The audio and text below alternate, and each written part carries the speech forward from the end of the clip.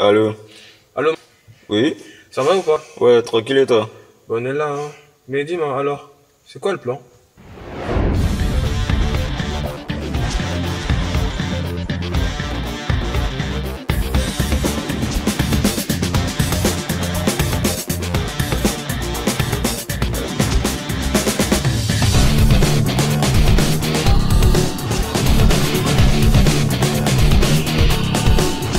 C'est quoi le plan? C'est quoi le plan?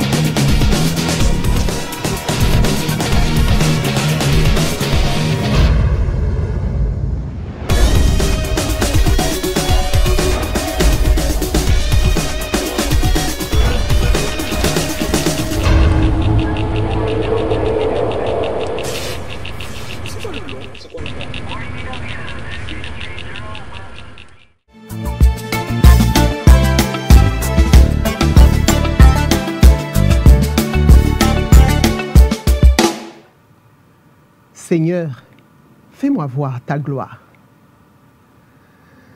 Nous vivons dans un monde en quête de justice et d'équité.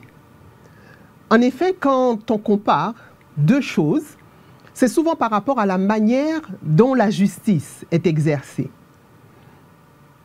Qu'est-ce que tout cela signifie? Quand nous jugeons d'une situation, nous la jugeons d'après notre expérience personnelle, de ce que nous savons de la justice et de l'injustice, n'est-ce pas? Et pour convaincre davantage, nous sommes même tentés de l'assimiler à la justice d'un être suprême, en l'occurrence Dieu, pour les croyants. Il est vrai que la justice de Dieu se laisse approcher de diverses manières. Une justice qui ne peut être considérée que sous l'angle de la bonté de Dieu. Il est vrai que le Dieu omniscient et omnipotent que nous honorons ne nous répond pas selon nos demandes, mais il nous donne selon ses richesses.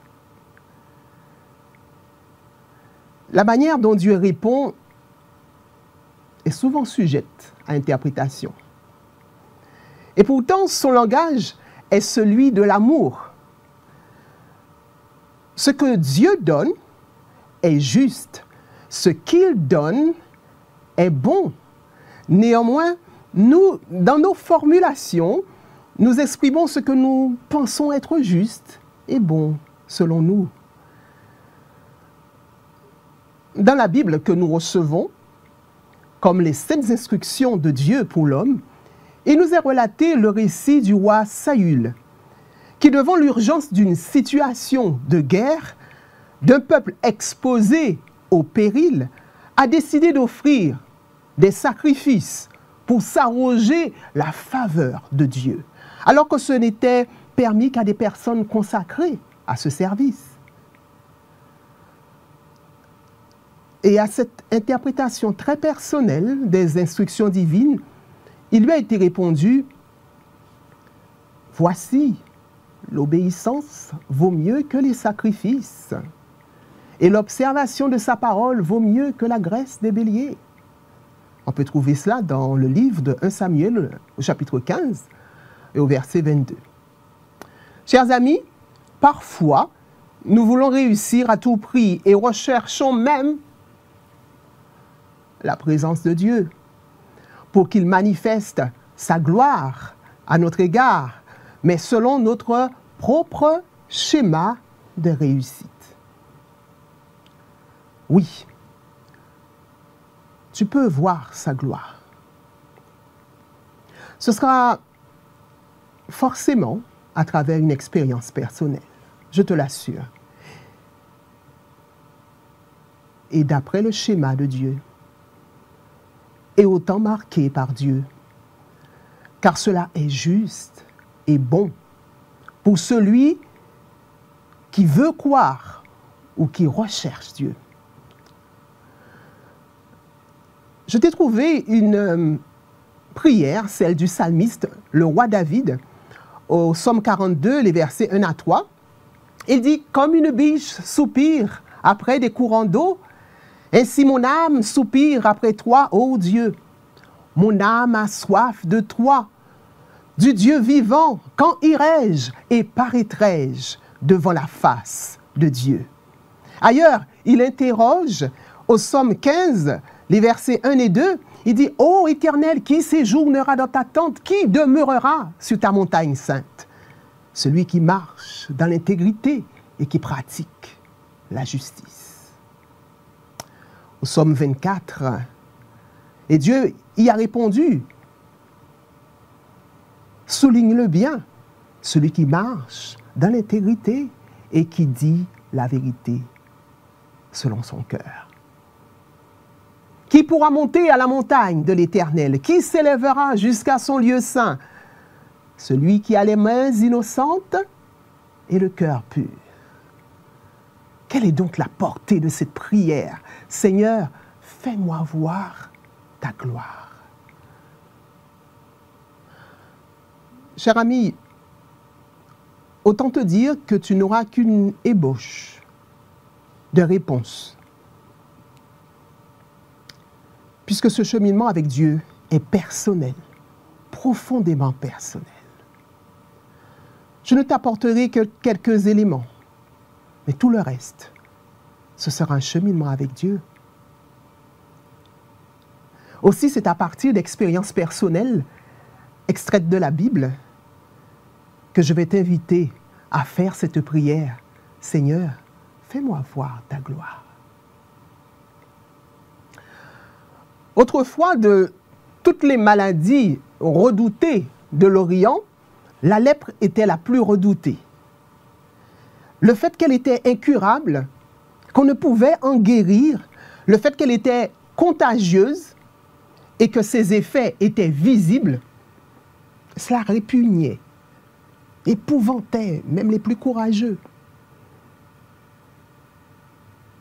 Et beaucoup de lépreux vivaient dans le secteur où habitait Jésus, appelé Christ. Et quand ces malheureux entendirent parler de l'œuvre du Messie, une lueur d'espérance éclaira leur misère. Et parmi eux, il s'en trouva un qui, au-delà de l'aspiration à l'exaucement, d'être guéri physiquement, voulait vivre en la présence de Dieu. Et vous imaginez, tu t'imagines, cher ami, à cause de ce mal, il avait été exclu de la société, considéré comme frappé de Dieu. Lui disait-on frappé de Dieu justement à cause de ses péchés. Et à cause de cela, le doute avait envahi son cœur. Jésus, appelé Christ, voudra-t-il le guérir? Parce que oui, c'est vrai, sa vie était jonchée de péché. Sa maladie l'avait isolé de ceux qui l'aimaient et de ceux que lui estimait. Il était seul. Mais il pense à tout ce qu'il a entendu dire de Jésus. Il sait aussi que personne qui ait pu se rapprocher de Jésus ne s'en retourner les mains vides. Alors le misérable, il fait quoi? Il décide d'aller vers le Sauveur. Tu sais, au-delà de sa maladie, il n'ignore pas la souillure de ses mains. Il n'ignore pas la corruption de son cœur. Mais il avance toujours, comme le disait David, vers la montagne de l'Éternel. Te rappelles-tu des psaumes que l'on a lus tout à l'heure? Il aspire à monter jusqu'à son lieu sûr. Ah, il veut séjourner dans la tente de Dieu. Il veut demeurer sur la montagne sainte parce qu'il a entendu le dire. Il veut faire cette expérience. Car il sait que le moment était venu de paraître devant la face de son Dieu. Il n'ignore pas non plus les difficultés d'une telle entreprise. Mais aucune autre possibilité ne s'ouvre devant lui. Alors il avance, encore et encore. Et bien qu'il se tienne à une certaine distance de Jésus, il entend toutes les paroles qui sont prononcées. Il voit Jésus poser les mains sur chaque boiteux, chaque paralytique, chaque lépreux. Et chaque malheureux, chaque affligé était rétabli, était revenu de sa maladie mortelle, plein de santé, devant leur Dieu, le Dieu de délivrance. Et à ce moment-là, sa foi s'affermit dans son cœur. Il ose s'avancer encore. Et il oublie toutes les restrictions dont il est l'objet. La sécurité de la foule, la crainte que tous éprouvent à sa vue. Il a les mains comme des écailles. Il a une apparence fort troublante, épouvantable. Mais il ne pense qu'à la joyeuse espérance d'être guéri.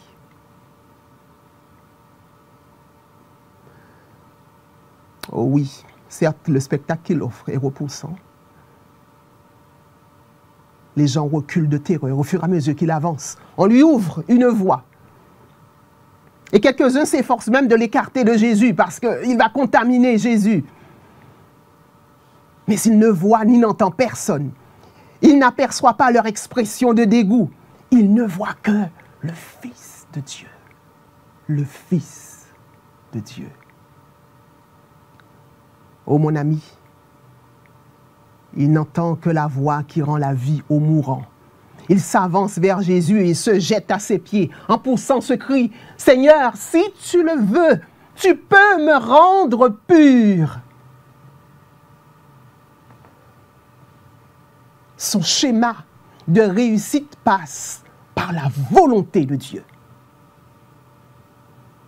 Son trajet vers la montagne de l'Éternel, vers le lieu sûr, pour la recomposition totale de son être entier, un redimensionnement juste et bon, sans précédent, qui va de toute manière contribuer à son bonheur. Et aussi, je lis dans le livre de Marc, au chapitre 1, verset 41, Jésus, ému de compassion, plein de bonté, étendit la main, le toucha et dit, « Je le veux, sois pur. » Il a vu la gloire de Dieu. Il a vu la gloire de Dieu par une expérience personnelle, car Dieu lui a accordé la guérison totale, ce qu'aucun médecin n'aurait pu lui accorder. Cet homme, parce qu'il a pris conscience de son état, a recherché Jésus qu'il a reconnu comme Dieu pour le guérir non seulement physiquement, mais aussi spirituellement, moralement. Oui, la Bible déclare au verset 42 de Marc 1er, « Aussitôt la lèpre le quitta et il fut purifié. » Amen. Un changement immédiat se produisit chez le lépreux. Sa chair redevint saine. Ses nerfs se recouvrèrent leur sensibilité. Ses muscles, leur fermeté. Et il a commencé à marcher, louant Dieu, parce qu'il avait vu ce jour-là la gloire de Dieu. Oh mon ami, non seulement son corps était pur, mais son cœur l'était aussi. Ses mains l'étaient aussi, car il avait été nettoyé de tous ses péchés. Oui, Jésus est venu habiter au sein de l'humanité, sans souillure. Et parce qu'il est sans souillure, il est capable d'enlever ta souillure. Il est capable de te purifier. Il y a diverses manières d'entrer au contact de ce Dieu, de manière juste et bon, par le toucher, par la vue, de manière différente. Mais Dieu te permettra de l'approcher. Parce que sa présence communique aux pécheurs une vertu guérissante. Une vertu guérissante.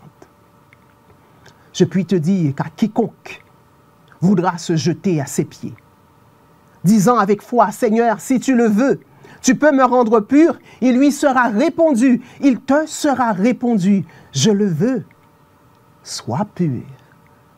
Non seulement physiquement, mais surtout lavé de tout péché.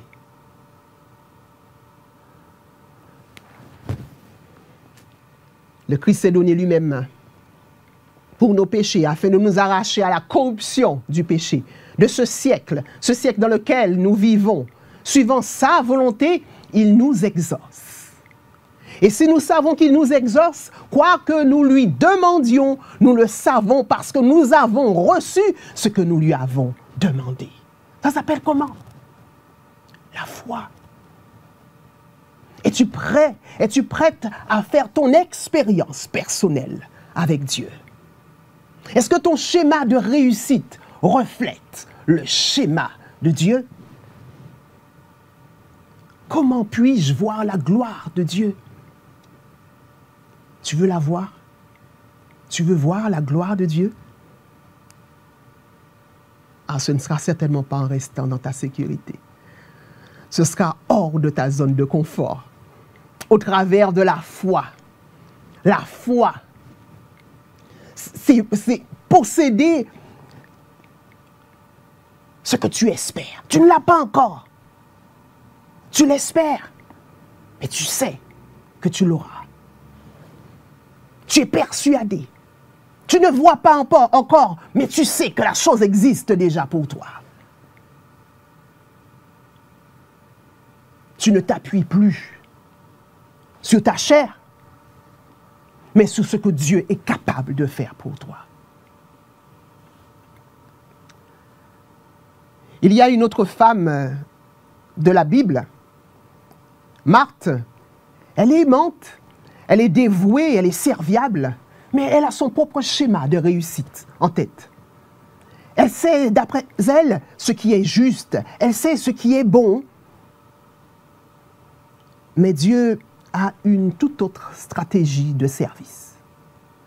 Alors qu'elle voulait recevoir son ami Jésus comme il se doit, elle se permet de lui adresser cette légère observation. « Seigneur, cela ne te dérange pas que ma sœur Marie ne me porte pas une petite aide? Dis-lui de m'aider. » Autrement dit, « Seigneur, je sais comment t'accueillir dans ma vie. Je multiplie mes services, mes attentions, alors que Marie est comme posée sur une branche en train de t'écouter. » Marthe voulait faire ce qui était juste et bon, prendre soin de Jésus, le mettre à l'aise. Et il est vrai que c'était son lieu de repos, c'était le lieu de repos de Jésus pour échapper aux tumultes environnants. Alors Jésus lui répondit avec amour, avec bonté, « Marthe, Marthe, tu t'inquiètes et tu t'agites pour peu de choses. Pour beaucoup de choses, une seule chose est nécessaire. Marie a choisi la part qui ne lui sera point ôtée. »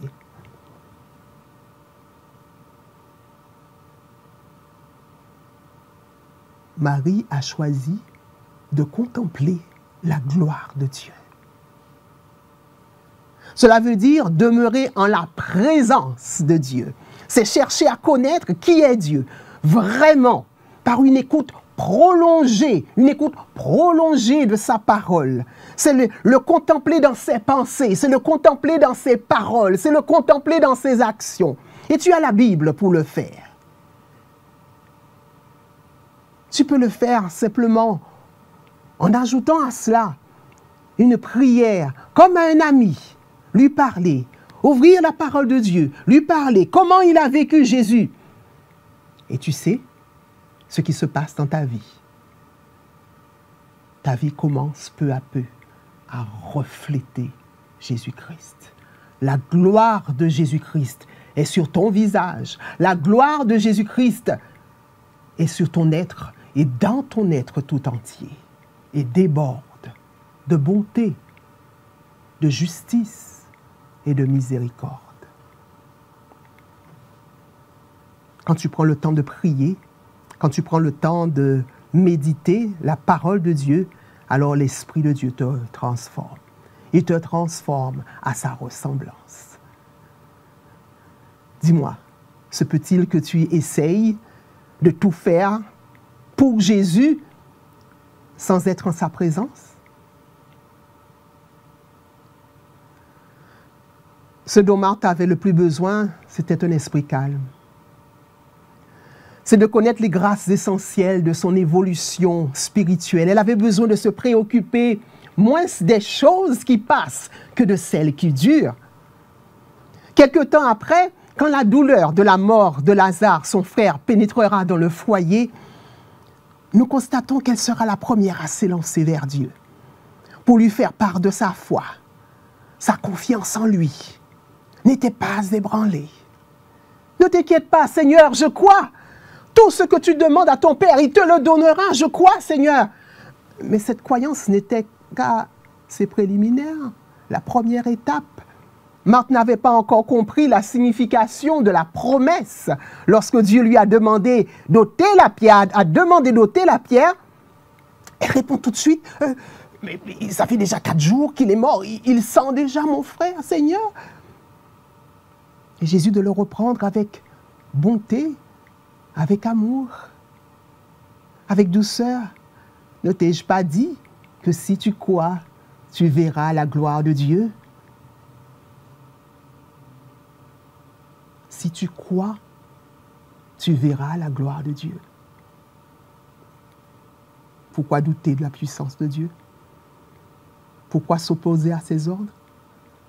Oh mes amis, chers amis, je vais te dire, les impossibilités naturelles ne sauraient empêcher l'œuvre du Tout-Puissant. Le scepticisme et l'incrédulité ne sont pas de l'humilité.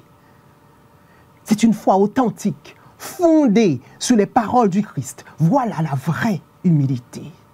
Voilà la vraie soumission.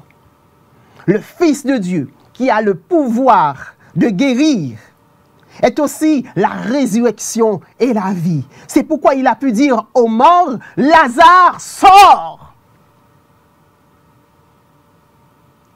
Et le mort est revenu à la vie. Il n'était plus mort, Lazare. Vivant au nom de Jésus-Christ de Nazareth.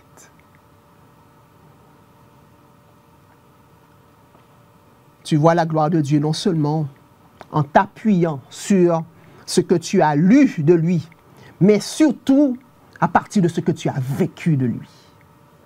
Quand tu vis l'exaucement d'une prière dont l'objet te tenait à cœur, Dieu enfonce cette étape comme un clou dans ta vie pour te propulser vers quelque chose de meilleur, vers quelque chose d'immatériel, vers quelque chose de spirituel.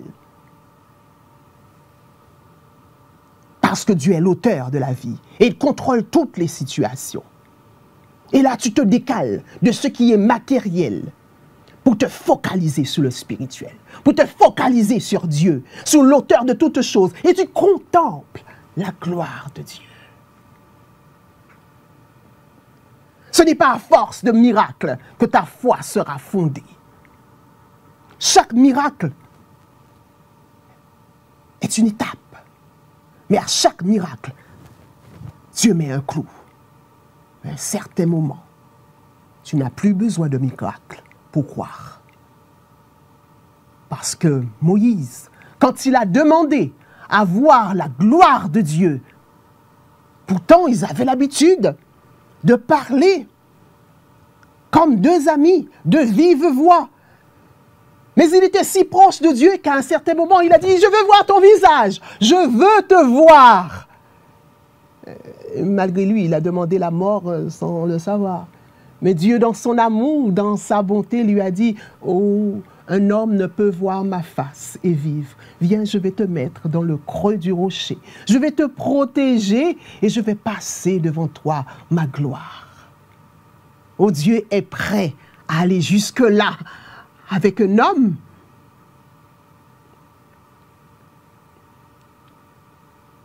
Tu veux voir la puissance de Dieu dans ta vie? Quand il t'a accordé quelque chose, détache-toi de cette chose et focalise-toi sur celui qui te l'a donné. Et marche marche avec lui. Tu veux voir la gloire de Dieu? Bientôt, il reviendra. Et il voudra te prendre avec lui. Mais il viendra avec un tel éclat que si je n'ai pas pris l'habitude d'être au contact de sa gloire, alors je ne pourrai pas supporter l'éclat de son avènement. Chaque jour avec Dieu est une touche de sa gloire. Pour qu'au jour où il apparaîtra, tes yeux, ton être sera illuminé et tu pourras, je pourrai, nous pourrons être transformés de gloire en gloire. Oh mon ami, il y a quelque chose que Dieu a placé encore pour que tu puisses toucher et voir sa gloire. Chaque 7e jour est le jour du sabbat, où, alors que Dieu entre dans le temps de l'homme pendant la semaine, le 7e jour, ce jour béni et sanctifié, l'homme entre dans le temps de Dieu. Et c'est le temps de gloire. C'est le temps qui te prépare à son avènement. Pas à pas. Le temps de Dieu est le temps kéros. Le temps de l'homme est le temps chronos. Ne te trompe pas. Quand Dieu va exaucer ta prière, ce sera en son temps, pas en ton temps. Mais il exaucera ta prière. Ma prière pour toi, ma prière pour moi-même, c'est de le voir apparaître. Roi des rois, Seigneur des seigneurs. Amen. Alléluia. Gloire à Dieu. Viens Seigneur Jésus. Maranatha.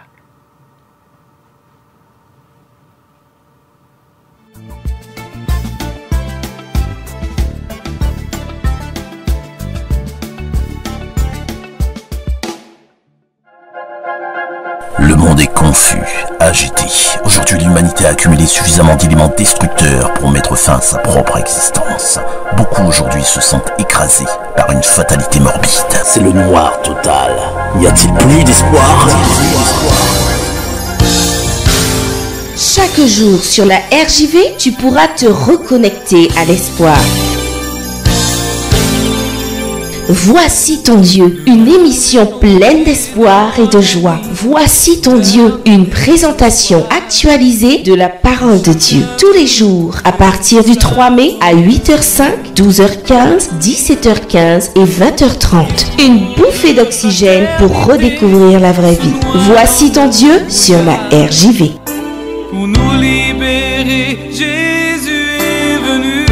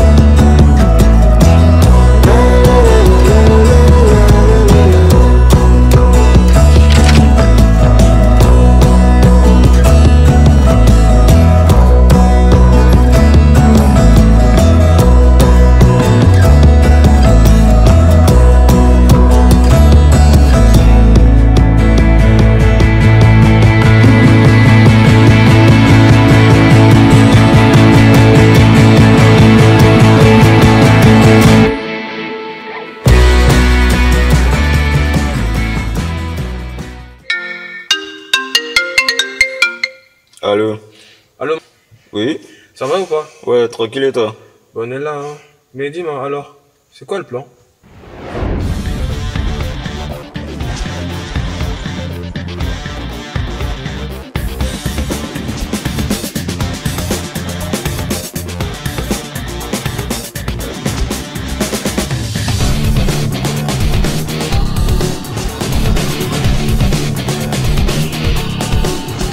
C'est quoi le plan? C'est quoi le plan?